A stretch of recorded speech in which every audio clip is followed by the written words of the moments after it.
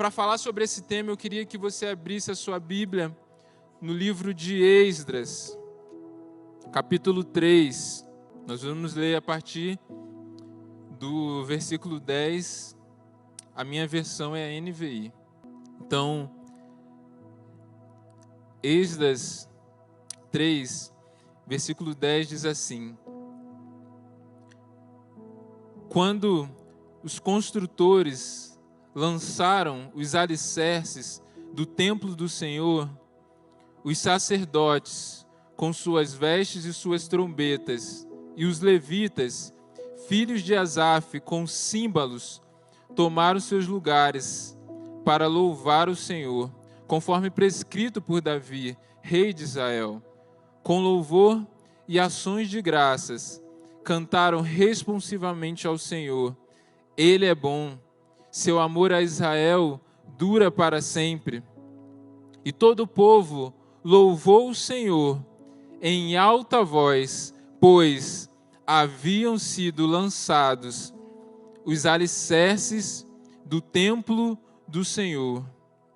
Quero que você preste muita atenção nos próximos versículos que nós vamos ler aqui. Mas muitos dos sacerdotes, dos levitas e dos chefes das famílias mais velhos que tinham visto o antigo templo, choraram em alta voz quando viram o lançamento dos alicerces desse templo. Muitos, porém, gritavam de alegria. Não era possível distinguir entre o som dos gritos de alegria e o som do choro, pois o povo fazia enorme barulho, e o som foi ouvido a grande distância. Então vamos lá. Aqui, esse povo, essa geração, eles estão vivendo o início de um novo tempo, um início de uma nova etapa de Deus na vida deles. Aqui o povo, ele ficou 70 anos preso em um cativeiro, que começou lá com a Babilônia, e aí aqui nesse final já era com o Império Persa. E esse cativeiro, ele está aqui no seu final. Ele está finalizando ou já finalizado, conforme os profetas haviam falado que duraria 70 anos. E esse povo, então, ele está voltando para Jerusalém, voltando para casa, guiado por Zorobabel, para dar um recomeço, para viver então essa nova fase, uma vez que o juízo de Deus tinha passado. E aqui a gente vê então o texto que nós lemos, que o povo estava dando início à construção de um templo. Especificamente, estavam lançando os alicerces. E algo que nós vemos já de início, para nós pensarmos sobre esse tema, é que Deus estava abençoando. Deus já tinha afastado o seu juízo. Deus estava agindo para que homens, inclusive o rei Ciro da Pérsia, liberasse o povo para viver algo novo. Então, tudo em volta parecia estar favorável. As palavras proféticas já haviam sido lançadas.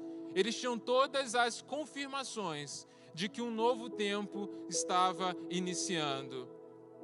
Só que, embora tudo estivesse colaborando, embora já houvesse sinais claros de que um novo tempo estava se iniciando, nós vamos ver na história, na caminhada ou no desfecho disso, que toda essa facilidade aparente não foi uma facilidade na prática.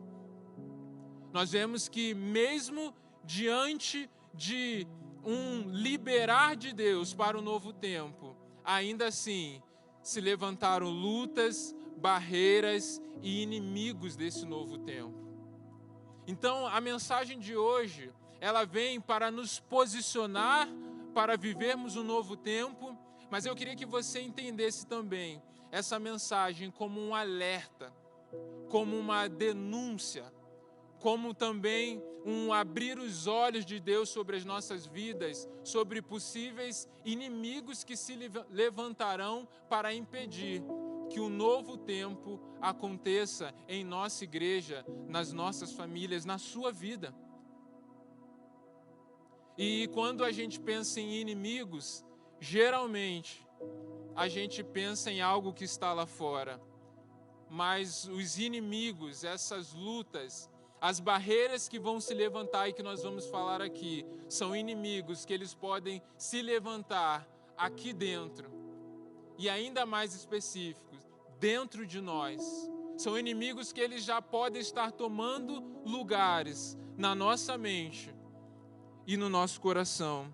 E eu queria te dar esse alerta, porque para um novo tempo, eu creio que se Deus está nos direcionando, se Deus está falando conosco, é porque Deus, Ele também quer nos preparar para vencer esses inimigos, para ultrapassar esses inimigos, para que de fato, como igreja, possamos estabelecer esse novo tempo. Você crê nisso? Quantos creem? Quantos aqui querem se posicionar como guerreiros valentes para vencer e se posicionar? Amém. Primeiro inimigo que eu quero falar aqui com vocês, que nós vemos claramente aqui nesse texto, é o saudosismo. Eu não sei se você leu realmente com atenção aqui o que esse texto nos mostra, mas a gente vê dois grupos de pessoas aqui que estão olhando para a mesma realidade. Duas gerações, talvez também, que estão olhando para a mesma coisa. Os alicerces de um novo templo foram lançados. Mas a gente vê também que a reação foi diferente. Veja, a nova geração, aqueles que tinham nascidos ou crescidos ali no cativeiro, não tinham nada. Eles já cresceram numa cultura totalmente diferente da deles. Quando falava sobre os feitos de Deus, sobre o templo de Salomão, tudo para eles era apenas uma história, eles não viveram isso. E para esses que não tinham nada, eles olhavam e falavam assim: a gente está começando a construir um novo templo. Algo novo está acontecendo. Os alicerces já até foram lançados. Ou seja, eles estavam felizes. Eles estavam com uma expectativa grande no coração de que a realidade ia mudar e aquilo que um dia eles só ouviram falar, eles poderiam viver. Mas, de outro lado, nós vemos que havia uma geração que tinha visto o antigo templo, o templo de Salomão, aquele templo todo ornamentado com ouros, com diversos elementos ali de valor, o templo onde tinha a Arca da Aliança também. E essa geração, ou alguns dessa geração, eles olharam para aquele alicerce lançado de uma maneira muito mais simples, com muito menos recurso. E o texto vai dizer que eles começaram a chorar. Eles não conseguiam se alegrar com aquilo que eles estavam vendo, porque a visão deles ainda estava presa naquilo que eles viram no passado. E aqui eu entendo que não é só o passado ruim que pode nos fazer mal. O excesso de passado bom também pode nos fazer mal. Não é só as experiências passadas que nos machucaram, que se nós mantivermos em nossa vida ou em nossa mente, vão prejudicar o nosso presente e o nosso futuro. As boas experiências que nós vivemos também podem nos paralisar de experimentarmos o novo de Deus. Quando? Quando eu olho para aquilo que eu vivi no passado como um alvo, como uma busca, como algo que eu deveria buscar viver novamente. Quando, na verdade, Deus, Ele muitas vezes quer que a gente viva algo novo, não necessariamente nos mesmos padrões que nós vivemos aquilo que era antigo. Quantas experiências boas nós já tivemos. Quantas coisas eu poderia abrir aqui, passar o microfone, cada um contar experiências que tiveram na vida, coisas boas, lembranças. Talvez, se a gente for falar até aqui da igreja, poderia perguntar quantos aqui lembram do templo antigo, né? A gente ficava tão unido, era tão, né, tão menor, a gente conhecia todo mundo. A gente pode lembrar da época da tenda, que eu também não vivi, mas muitos falam, olha, foi um tempo de luta, mas a gente viu o agir de Deus. A construção do prédio Kids também. Experiências, essa eu já pude fazer parte. Retiros, diversas experiências, Casa do Olheiro. Nós somos uma igreja que vivemos grandes momentos em Deus, grandes experiências, grandes homens e mulheres de Deus passaram por aqui.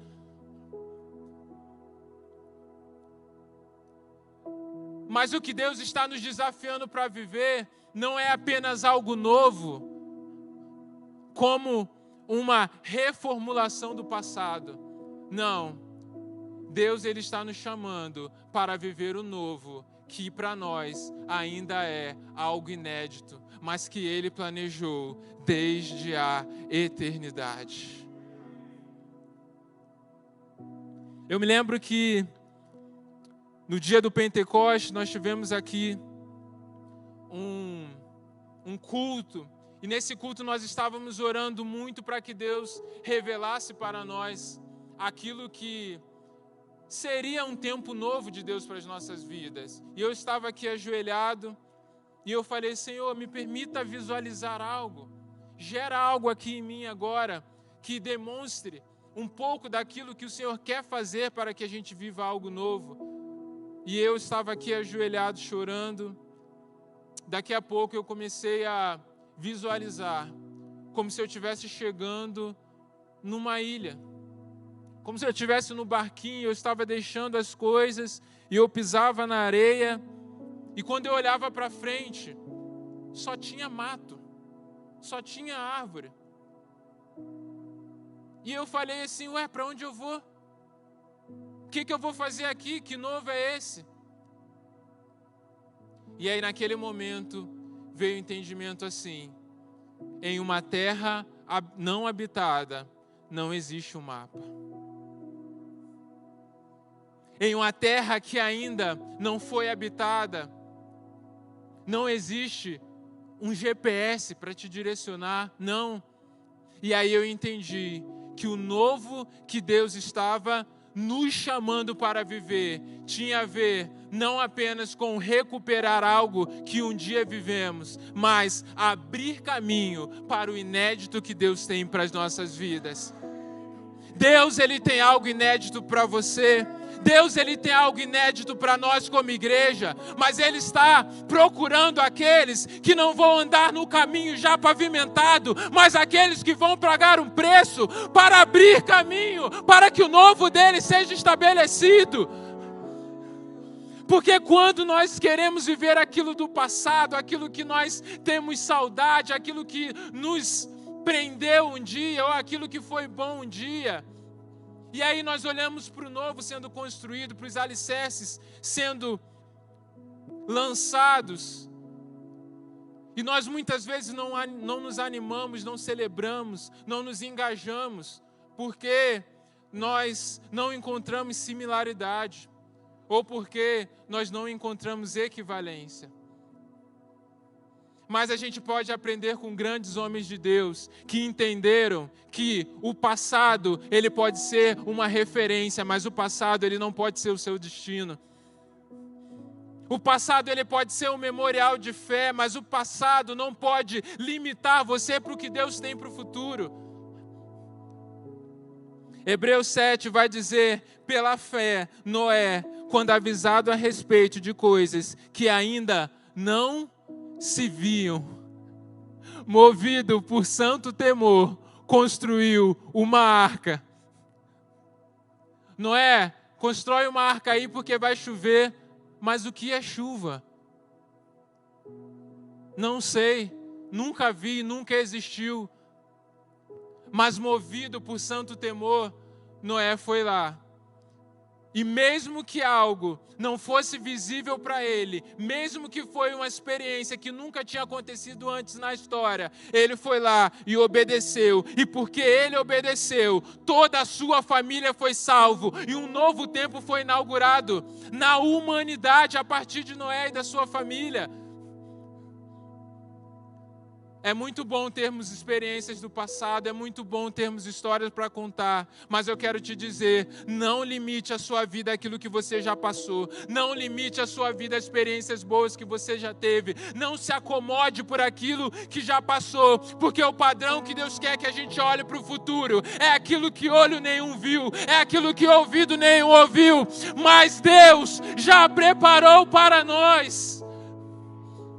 Isso é o que Deus quer fazer. Talvez ainda nem penetrou no nosso coração, mas Deus ele já preparou na eternidade. Ele está esperando aqueles que não vão olhar para trás aquilo que estão com saudade, mas vão pagar o preço por aquilo que Deus tem colocado à frente.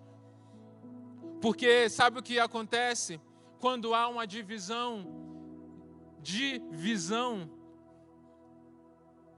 acontece que um grupo estava comemorando, o outro grupo estava chorando. O texto vai dizer assim: havia um grande barulho. As pessoas longe, as pessoas que estavam distantes, elas ouviam. Mas o texto vai dizer assim: elas não conseguiam distinguir se era choro de alegria ou se era de tristeza, se o barulho era uma celebração ou se era de reclamação, se era um tempo de festa ou se era um tempo de luto. Não dava para saber. Sabe por quê? Era só barulho. Não tinha uma unidade, não tinha uma só visão. Só que barulho por barulho, até lata vazia faz. Deus não nos chamou para fazer barulho. Deus nos chamou para sermos uma voz. Quando todos nós estivermos posicionados em um novo tempo, a Igreja Batista Alameda não fará barulho, a Igreja Batista Alameda será uma voz. E ser uma voz é diferente de ser só um barulho. A gente vê na Bíblia homens que estavam em situações difíceis e desafiadoras, mas eles foram uma voz. Como Paulo e Silas na prisão, por exemplo. A Bíblia vai dizer que lá na prisão tinham dois tipos de presos. Paulo e Silas estavam orando e cantando. Os outros estavam fazendo o quê? Ouvindo. Só que algo acontece ali. De repente, um terremoto ali na prisão e as cadeias caem. As prisões caem. E pode todo mundo fugir, pode todo mundo sair. O carcereiro daquela prisão pensa em se matar. Mas Paulo ele vira e diz: pare, você não precisa fazer isso. Estamos todos nós aqui. Veja, não é só eu e Silas, não. Estamos todos os presos aqui. Por que os outros presos não saíram também?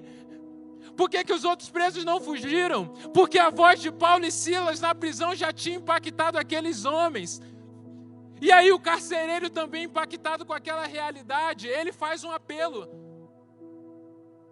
Não foi Paulo que disse assim: ei, carcereiro, quer aceitar Jesus? Não. O carcereiro vira para ele e diz: o que eu preciso fazer para ser salvo? Porque o impacto que Paulo causou naquele lugar, misturada com a ação do Espírito Santo, fez aquele homem ser atraído para um estilo de vida com o Espírito Santo, para um estilo de vida com o nosso Senhor. Eu quero dizer algo para você: quando nós formos só uma voz de um novo tempo, quando nós começarmos a celebrar aquilo que nós já estamos vendo Deus fazer, pessoas lá de fora vão bater ali na porta: o que eu preciso fazer para ser salvo? Antes de começar o culto, já farão fila. Pessoas querendo aceitar Jesus, pessoas querendo se arrepender, pessoas querendo chorar no altar. É isso que eu creio para o novo tempo. Sabe por quê? Eu falo isso com convicção. Porque quando nós passamos em uma rua, em uma estrada ou em uma BR, em um lugar que a gente só via mato, e de repente a gente vê um monte de máquinas, um monte de buraco, um monte de coisas sendo construídas. É bonito? Não é bonito. É tudo feio, tudo bagunçado, mas a gente olha e fala assim: alguma coisa vai ser feita nesse lugar. Eu não sei se é um shopping, eu não sei se é um mercado, eu não sei se é uma faculdade, eu não sei se é um prédio comercial. Algo vai acontecer nesse lugar que eu não sei o que é. Quando nós, como igreja, formos uma voz para Curitiba, uma voz para o Paraná, e começarmos no nosso coração a nos posicionarmos para esse novo tempo, as pessoas que estão do lado de fora, as pessoas que ouvirão essa voz, as pessoas que passarão aonde nós estamos, vão olhar assim: eu não sei o que está acontecendo naquele lugar, mas algo eu sei, algo novo está para acontecer, e eu quero ser parte disso. Aleluia! Uma vida posicionada para um tempo novo, uma vida desapegada para o passado, que abre caminho, faz com que pessoas sejam atraídas para esse lugar de novidade, de vida, de transformação.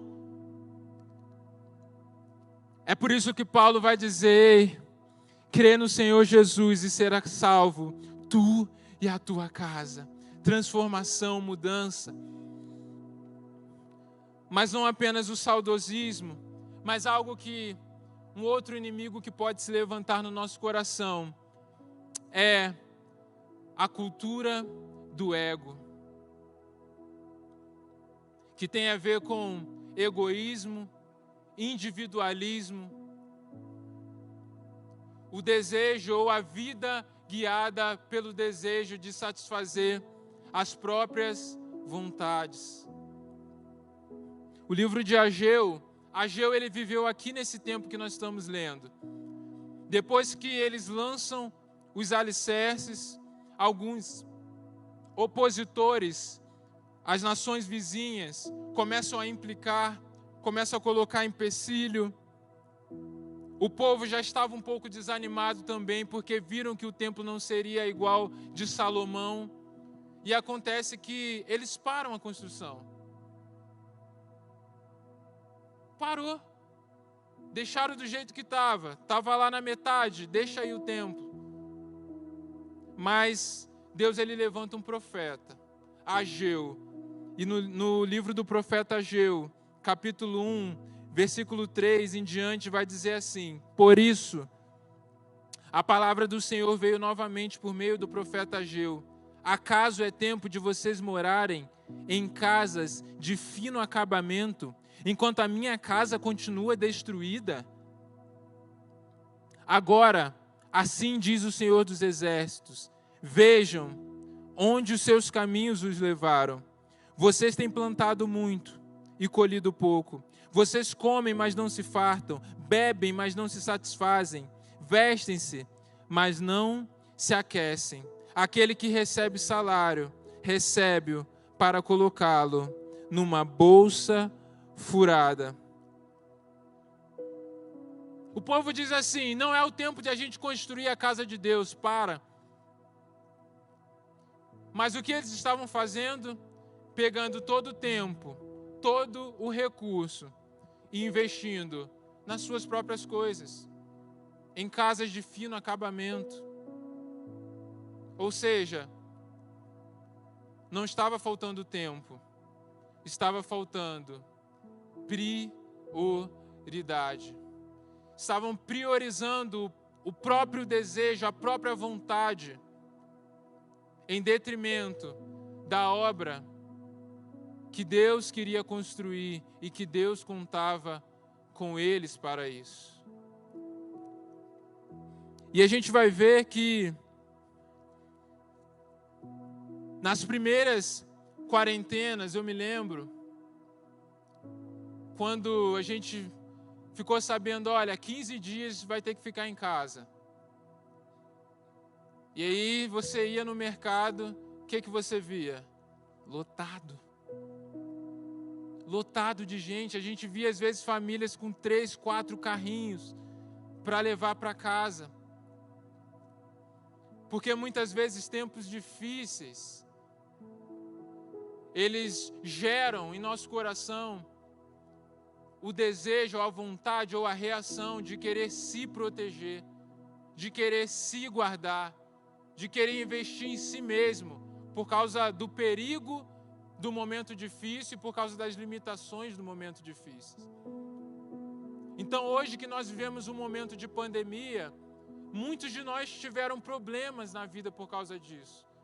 Muitos de nós ainda estamos lidando com problemas, com frustrações, talvez com dívidas, com perda de familiares. E não apenas problemas, mas muitos de nós também vimos sonhos serem adiados ou até cancelados. Coisas que a gente desejou por muitos anos na vida, não deu para fazer. E aí a tendência do nosso coração agora é fazer o quê? Cara, agora a pandemia está passando, não, agora eu vou investir na minha vida. Agora eu vou me preparar para que nada mais me abale. Se vir outra pandemia, eu estou de boa. Agora eu vou investir em sair, viajar, fazer aquilo que eu gosto. As outras coisas vão esperar. Mas agora eu vou viver a minha vida para recuperar o tempo perdido. E aí eles estão dizendo assim, olha, não é tempo de construir a casa do Senhor. O que Deus está direcionando, o que Deus está desafiando, não é tempo para isso. Agora a gente tem outras prioridades. Vamos esperar acabar esses problemas. Desculpas dadas para Deus, como se o problema limitasse a missão de Deus. Imagina se Davi, ungido rei, pensasse assim, não, Deus me ungiu para ser rei, mas a gente está na fase de Golias, né? Vamos esperar passar. Vou esperar passar essa fase de Golias, aí eu vou fazer o que Deus está mandando. Imagine Moisés. Deus, ele me chamou para ser um libertador, para guiar o povo para a terra prometida. Tá, mas vamos esperar vir um faraó mais leve, mais gente boa, que libere mais fácil. Ei, Deus, ele não nos chamou para nos esconder do problema. Deus, ele nos chamou para ser resposta para o problema. E quando essas dificuldades geram em nós essa cultura do ego, essa idolatria, é que o inimigo aparece diante de nós e nos vê como uma presa frágil para a manipulação. Porque tudo que o inimigo quer é que o desejo do seu coração seja com que você evite uma dor ou você queira um grande desejo, um grande sonho para satisfazer a sua vontade. Jesus estava lá no deserto, num tempo de jejum. Qual que era a dor de Jesus ali? A fome. Jesus estava com fome. O que Satanás oferece? Olha, transforma essa pedra em pão. Pronto, resolve a sua dor. Você foi chamado para ser rei, tudo isso eu vou te dar, se você se prostrar e me adorar. Pronto, realiza aí o seu sonho.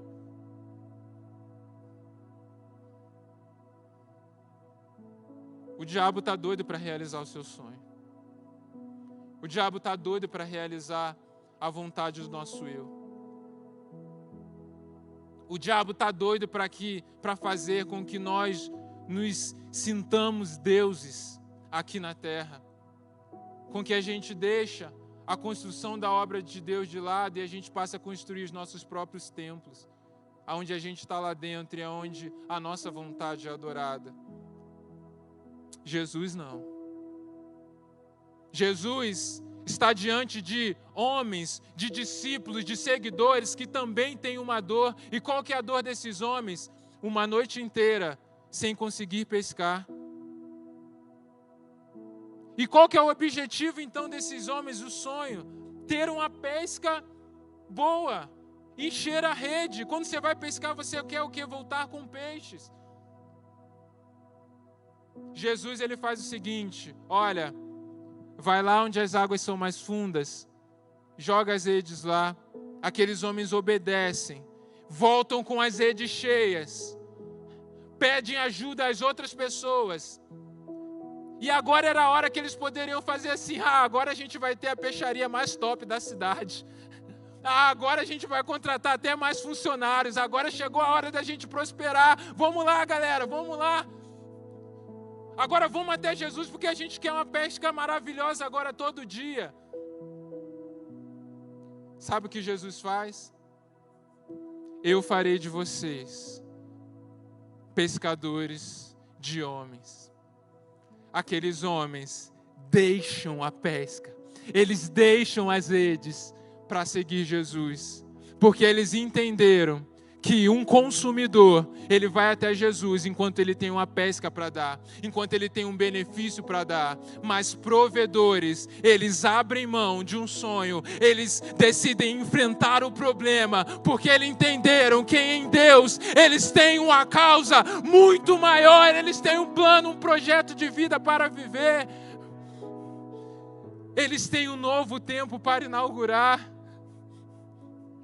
É isso que Deus ele quer ministrar hoje ao nosso coração. Que se nós cairmos nessa ideia, nessa cultura do ego, de satisfazermos as nossas próprias vontades, de maneira nenhuma nós viveremos um novo tempo onde outras pessoas serão abençoadas.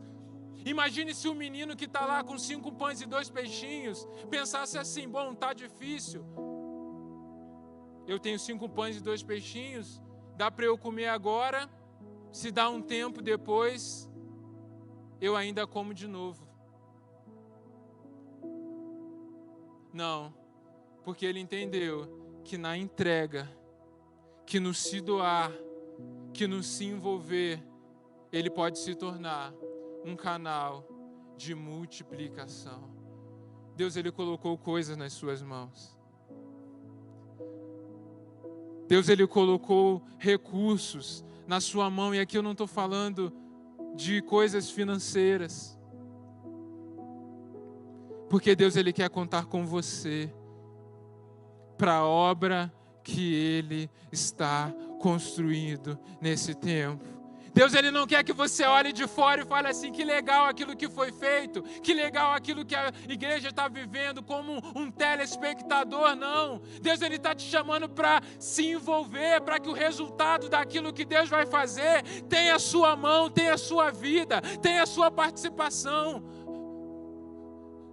Que o preço que você pagou seja então, gere frutos nisso, e que esse novo tempo seja restaurado, porque parecia algo pequeno, parecia só um alicerce, mas o profeta Ageu ele não para por aí, e ele vai dizer assim: assim diz o Senhor dos Exércitos, dentro de pouco tempo farei tremer o céu, a terra, o mar e o continente.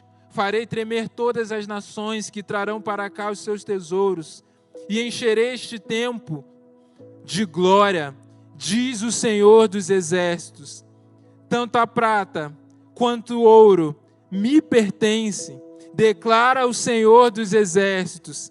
Agora, a glória deste novo templo será maior do que a do antigo, diz o Senhor dos Exércitos, e neste lugar estabelecerei a paz, diz o Senhor dos Exércitos. Foi Deus quem disse que a glória da segunda casa seria muito maior do que a glória do templo de Salomão. A presença de Deus na Arca da Aliança era algo muito valioso, sim, era algo para se admirar. Mas Ele está dizendo: nessa casa, um propósito maior irá se cumprir. Nessa casa, uma presença maior e mais significante irá entrar nesse lugar. E um dia, o Verbo encarnado, o Cristo Salvador, Ele entra nesse tempo. Esse templo ele é construído, depois Herodes ele reforma esse templo. E uma vez que Jesus ele entra nesse templo, ele já cumpre essa profecia. A glória, Jesus ele é o resplendor da glória de Deus. O próprio Deus encarnado entrando naquele templo, uma glória muito maior do que tudo aquilo que foi visto no templo de Salomão. Mas Jesus, uma vez que ele cumpre, ele expande. Uma vez que ele cumpre, Jesus ele dá um significado ainda maior e ele muda a visão do que é de fato um templo e de como a glória de Deus vai se manifestar a partir dali. Porque o templo de Salomão, segundo a Crônicas 5, 2 e 3, diz assim, olha, então Salomão reuniu em Jerusalém as autoridades de Israel e todos os líderes das tribos e os chefes das famílias israelitas para levarem de Sião, a cidade de Davi, a arca da aliança do Senhor. E todos os homens de Israel uniram-se ao rei por ocasião da festa no 7º mês. A festa dos tabernáculos era uma festa onde o povo celebrava o ano, celebrava a colheita. Também no Novo Testamento era conhecida como festa das cabanas. Ageu 2:1 diz assim, no dia 21, de novo, do 7º mês, veio a palavra do Senhor por meio do profeta Ageu. De novo, na festa do tabernáculo, o templo de Salomão é inaugurado na festa do tabernáculo. Ageu dá essa palavra e reinicia o novo templo também na festa dos tabernáculos, aonde eles estão comemorando a provisão de Deus, a colheita, aquilo que Deus fez.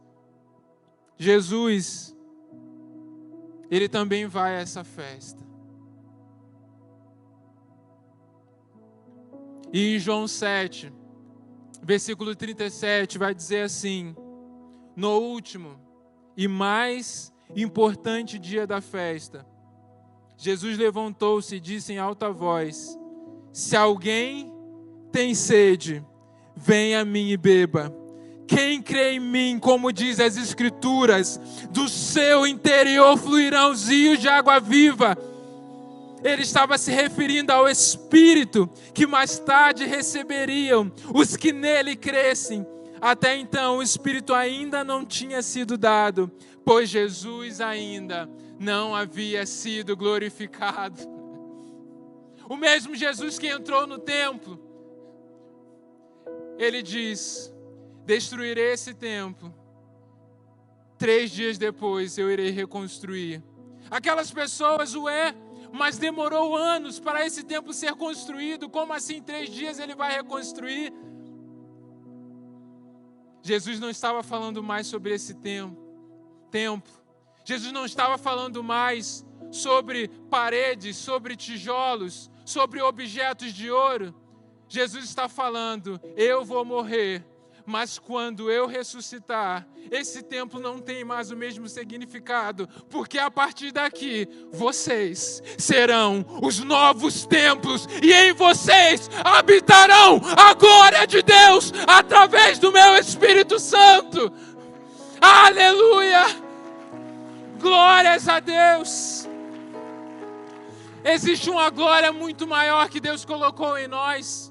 Jesus ele vai usar a mesma figura quando uma mulher samaritana está diante dele. Ele diz, olha, se você beber dessa água, desse poço, você terá sede. Mas se você beber da água que eu lhe der, você nunca mais terá sede. Mas será como uma fonte que irá gerar para a eternidade. O poço era a rotina. Quantas vezes ela estava vivendo no poço?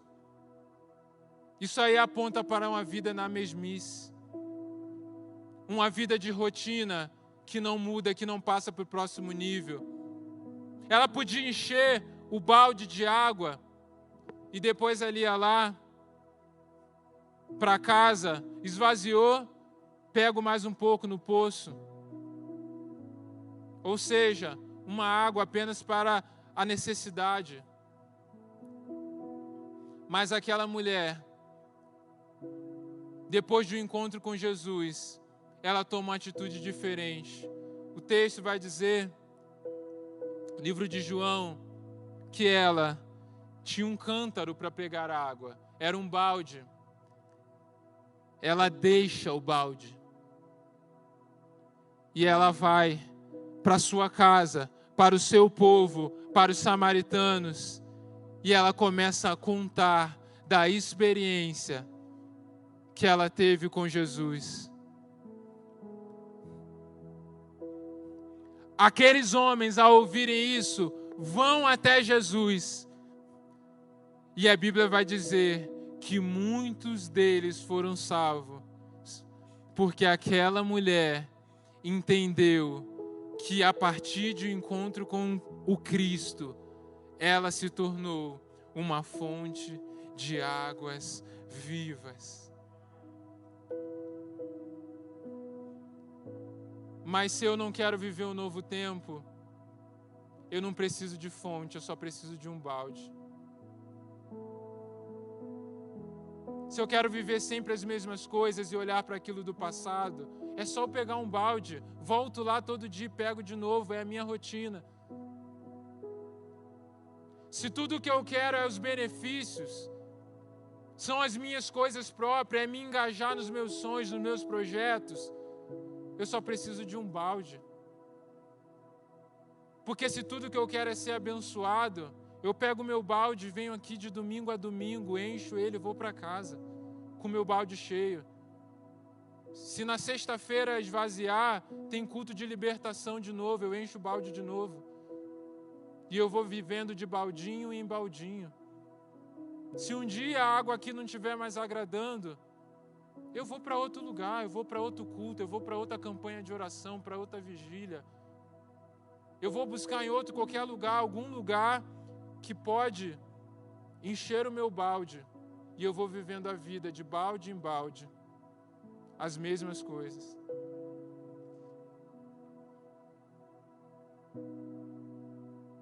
Chamado de hoje para a sua vida, e essa mensagem não tem nada a ver com encher o seu balde. Eu quero que você saia daqui com o balde vazio. Meu desejo hoje aqui é que esquece esse negócio de balde, cara. Esquece esse negócio de poço. Esquece esse negócio de água que não sacia mais. Esquece esse negócio de dar desculpa para Deus. Esquece esse negócio de que ainda não é o tempo, é o ano que vem. Ei, pode começar hoje. Pode começar hoje. Deus, Ele pode usar a sua vida como uma fonte de água viva hoje.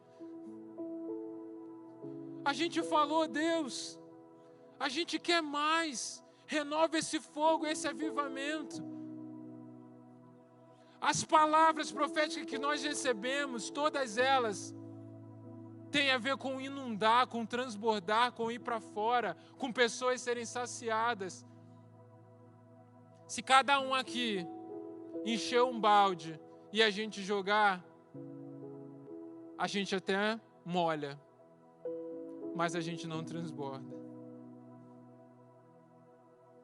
Deus, Ele está nos chamando como igreja para transbordar. E nessa noite, eu quero desafiar você a começar a dar o primeiro passo. Não espere nem para amanhã, não espere mais 10 minutos. Mas se você entende que nessa noite você precisa deixar um balde no altar do Senhor, começa a sair do seu lugar, pode vir. Pode se ajoelhar aqui. Baldes vão ficar aqui nessa noite. E novas fontes de água viva vão sair desse lugar cheias, transbordantes, vibrantes, celebrantes, não para viver algo do passado, mas para viver o novo de Deus intensamente, para decidir pagar um preço, porque entenderam que essa palavra profética não é amanhã, não é semana que vem, mas é para hoje. Eu sei que você precisa de provisão de Deus e você verá a provisão de Deus. Eu sei que você precisa ser abençoado e você será abençoado. Eu sei que você tem sonhos diante de Deus e eu sei que Deus vai realizar muitos sonhos. Muitos aqui terão pescas maravilhosas, mas eu sei de algo, esse não é o principal. Não pare na pesca, vá além dela. Seja um multiplicador, seja um provedor nesse tempo. Eu gostaria que toda a igreja ficasse de pé.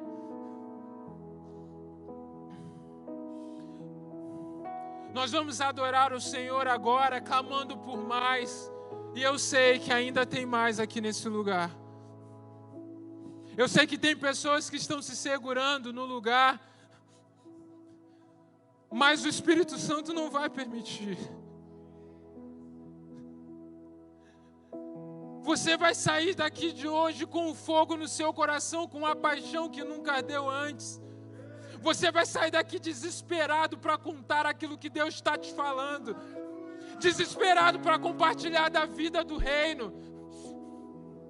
Pessoas vão sair daqui e vão fazer ligações falando, olha, para tudo. É um novo rumo a partir de agora. Olha, sabe aquilo que a gente combinou? Não vai dar mais certo, porque eu recebi uma nova palavra, uma nova direção. Ei, Espírito Santo, sopra nesse lugar.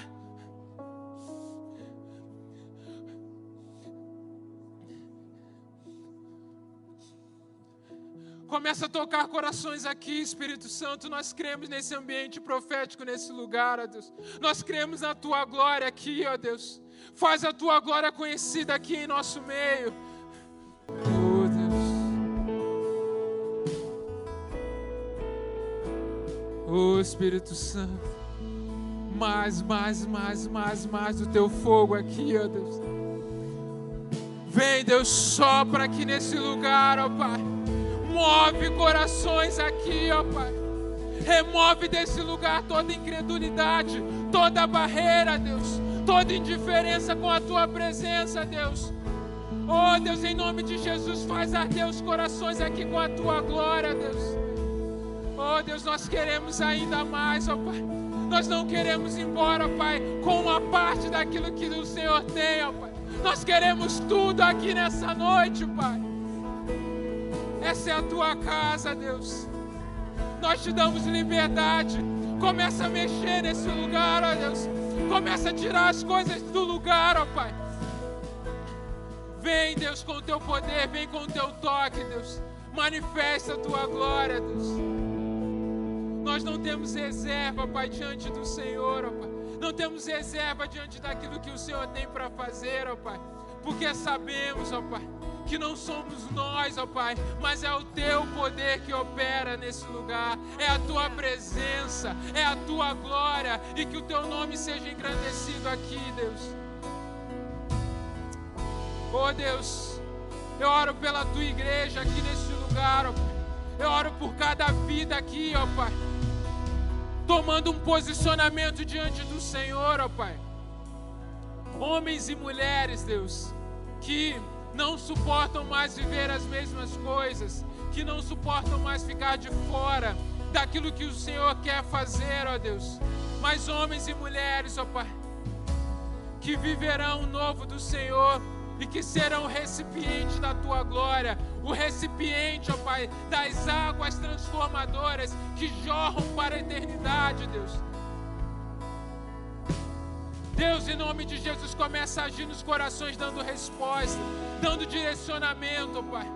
Amplia a visão dos Teus filhos aqui nessa noite, Pai. Porque queremos ser uma igreja, ó Pai, em uma só voz, ó Pai. Para que Curitiba, para que o Paraná, para que o Brasil saiba que é uma igreja na Alameda, em que a Tua voz, ó Pai, em que a tua voz é ouvida.